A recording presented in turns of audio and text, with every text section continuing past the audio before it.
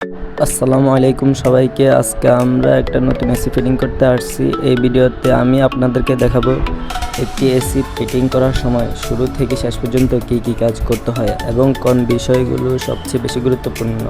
আজকে আমরা যে এসিটা লাগাবো এটা একটা হায়ার ব্র্যান্ডের 1.5 টন ইনভার্টার এসি, আর এটার সাথে কী কী দেওয়া হয়েছে আমরা সব কিছু দেখাবো এখানে।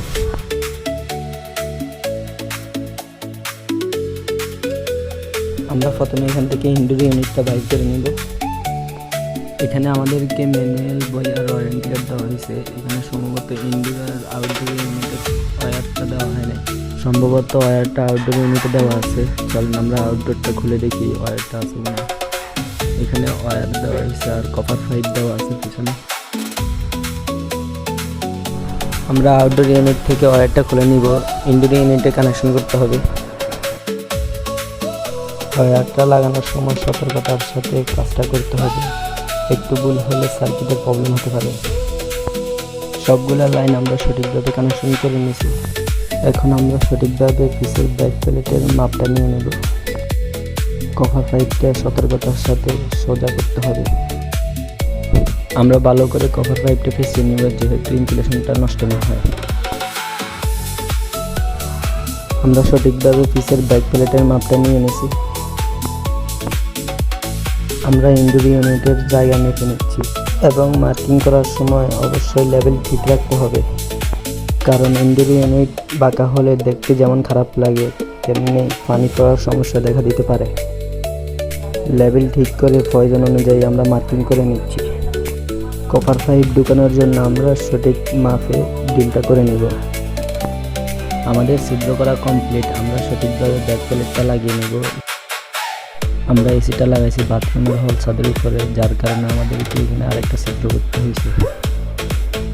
মানে গরমের মাঝে অনেক কষ্ট করে এই ছিদ্রটা কমপ্লিট করলাম।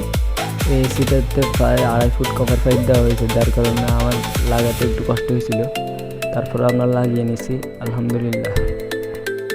আমি ভাবছিলাম আউটডোর ইউনিটটা দেওয়ালে লাগাবো। দেওয়ালে লাগানোর কারণ হচ্ছে কভার পাইপগুলো অনেক সময় ছড়ে নিয়ে যায়। আমি স্যারকে বলছিলাম, আমি ভাবছিলাম পাইপটা হল ছাদের ভিতরে রেখে দিব, যেহেতু ছড়ে না নিতে পারে। বাড়ির মালিক এসে বলতেছে এখানে ওনার দেওয়ালে যেহেতু ছিদ্র না করা হয় দেওয়ালের সৌন্দর্য নষ্ট হয়ে যাবে। এখন আর কী করার, স্যারে বলতেছে তোমরা আউটডোরটা ছাদে দিয়ে দাও, আমি পরে খাঁচা লাগিয়ে নিব। আমরা সতর্কতার সাথে কপার পাইপটা ব্যান করে নিচ্ছি। আমরা কপার পাইপটা সতর্কতার সাথে লাগিয়ে নিব, যেহেতু লিক না করে। ভিডিওটি ভালো লাগলে অবশ্যই একটি লাইক করবেন এবং এমন আরও এসি সার্ভিসিং ও ফিটিংয়ের ভিডিও পেতে আমাদের চ্যানেলটা সাবস্ক্রাইব করে রাখবেন।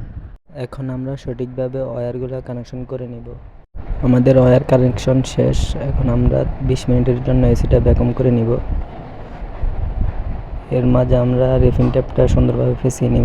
আমরা অবশ্যই চেষ্টা করব রেফিন ট্যাপটা লাগিয়ে নেওয়ার জন্য। এটা দেওয়া হয়েছে রোদের আলো থেকে ইনসুলেশনটাকে সুরক্ষা দেওয়ার জন্য। ইনসুলেশনটা নষ্ট হয়ে গেলে আপনার এসির পারফরমেন্স কমে যেতে পারে, প্লাস এসি আগের মতো আর ঠান্ডা দিবে না। এই কারণে সবসময় ইনসুলেশনটা লাগিয়ে নেবেন, যেহেতু রোদের আলো থেকে ইনসুলেশনটা সুরক্ষায় থাকে। এরকম ভিডিও পেতে আমাদের চ্যানেলটা সাবস্ক্রাইব করে রাখুন।